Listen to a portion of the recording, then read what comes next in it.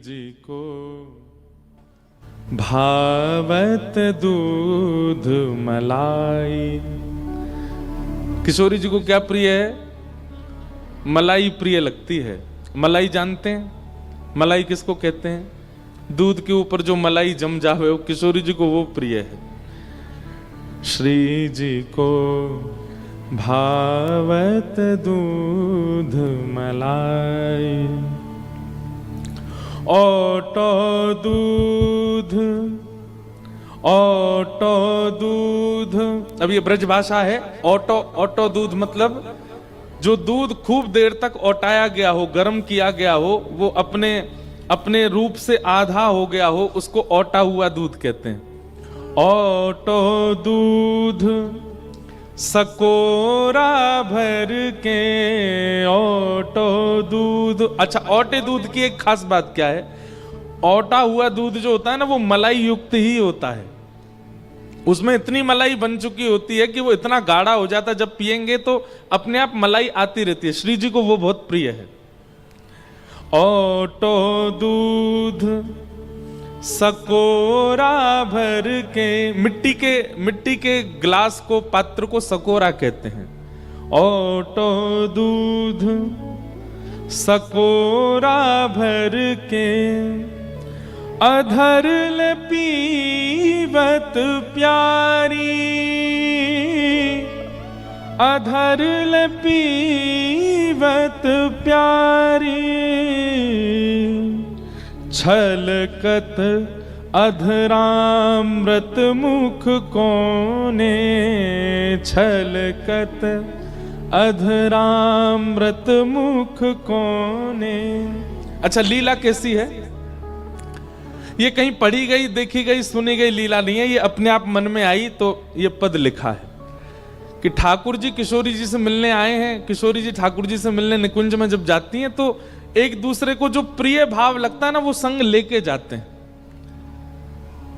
तो आज नंद भवनसों ओटो भयो दूध और मलाई रोटी सब लेकर के ठाकुर जी गए श्री जी के काजे।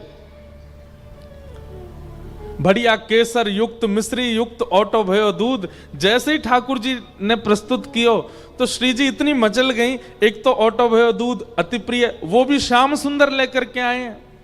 किशोरी जी ने तुरंत लियो और इतनी तीव्रता से मुख से लगा करके पीन लगी कि किशोरी जी के दोनों अधरन के कोने से वो दूध छलकन लगो, वो दूध बाहर आन लगो।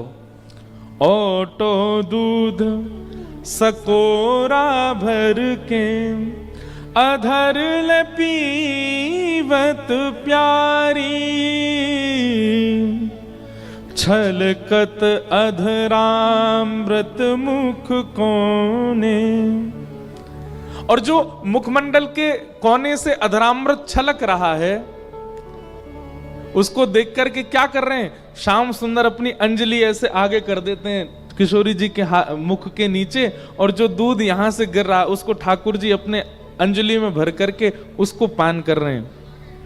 छलकत अधरामृत मुख कोने, कर ले पीवत कन्हाई, श्री जी को भावत दूध मलाई, श्री जी को भावत दूध मलाई।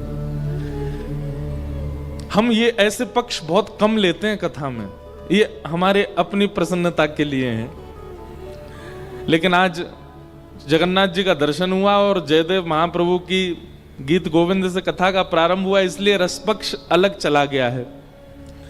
और हम आपको केंद्र में लेकर के बिल्कुल नहीं बोल रहे हैं, हम राधा रमण जी को केंद्र में लेके बोल रहे हैं।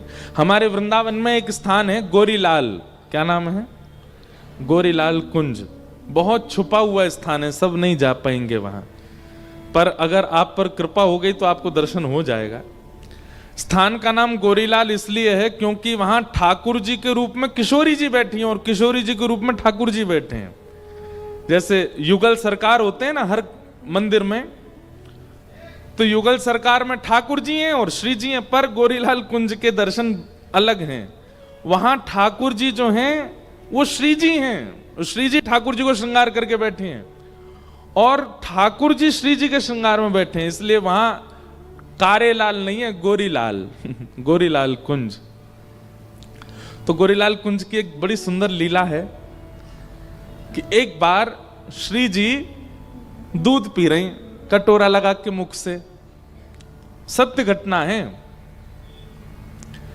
तो श्री जी जैसे मुख से लगा करके दूध पान कर रही, तो अचानक पीते पीते रुक गई। ठाकुर जी बोले, कहा भयो श्यामाजू, आप रुक काहे को गई?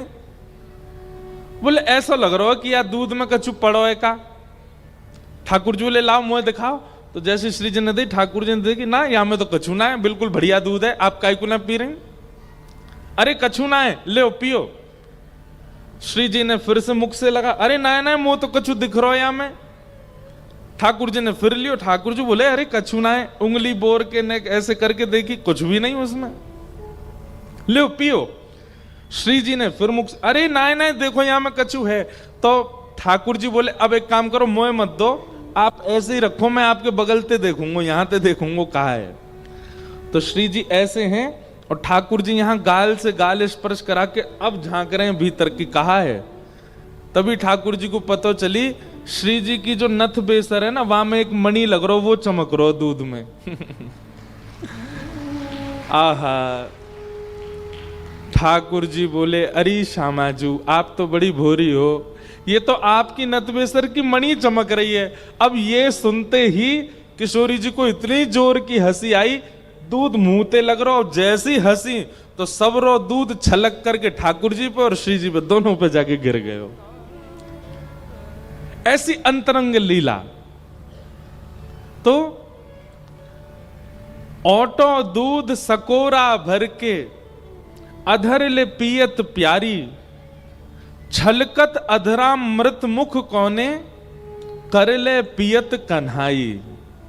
श्री जी को भावत दूध मलाई। कितनी सुंदर लीला है। अब इस लीला में ना, पता है यहां इतने लोग बैठे, सबका प्रवेश नहीं हो पा रहा होगा, कुछ कुछ जन वही इस लीला का अनुभव कर पा रहे होंगे, और विशेष रूप से तो वो कर रहे होंगे सामने बैठे हैं मेरे, इन्हीं को आनंद आ रहा होगा। अच्छा, हमारा भाव है कि हम जो भी पद लिखते हैं उसमें लाल जी का नाम देते हैं, क्योंकि वही लिखवाते हैं। अब अगले अंतरा में ठाकुर जी क्या निवेदन कर रहे हैं? कवल बीच मलाई धर के, कवल बीच मलाई धर के। जैसे आप लोग कभी रोटी के बीच में सब्जी रख दो और फिर ऐसे रोटी को रोल बना करके खाओ, ऐसी श्री जी कैसे पा रही हैं? बोले, रोटी के बीच में मलाई धर दी है, अब मलाई को ऐसे रोटी में घुमा के अब रोटी पा रही है, वहां में मलाई भरी हुई है बीच में। कवल बीच मलाई धर के, और उसके ऊपर बूरोले बुरकाई, वहां के ऊपर बूरो छिड़क रखो, बूरो जाने।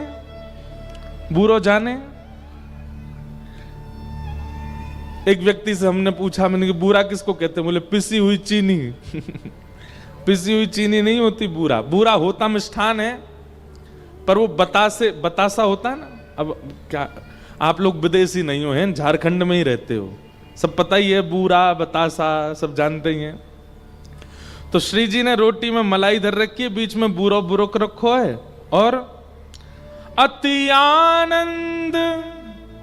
किशोरी जी को इतने चाव से रोटी में मलाई और बूरो बुरुक तो देख, अति आनंद भय गिरधर प्रभु, अति आनंद भय गिरधर प्रभु।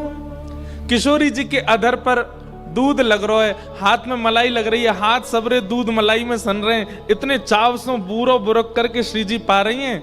और दूर बैठे बैठे हमारे गिरधर लाल कहा कर रहे हैं, बार बार बलि जाई, बार बार बल जाई, श्री जी को भावत दूध मलाई। श्री जी को भावत दूध कवल बीच मलाई धर के, कवल बीच मलाई धर के, बुरौले बुरकाई, बुरौले बुरकाई, अति आनंद भय गिरधर प्रभु, अति आनंद भय गिरधर प्रभु, बार बार बलि जाई, बार बार बलि जाई, श्री जी को भावत दूध मलाई, श्री जी को भावत दूध। पूरा गीत गोविंद ऐसे भावों से ही युक्त है।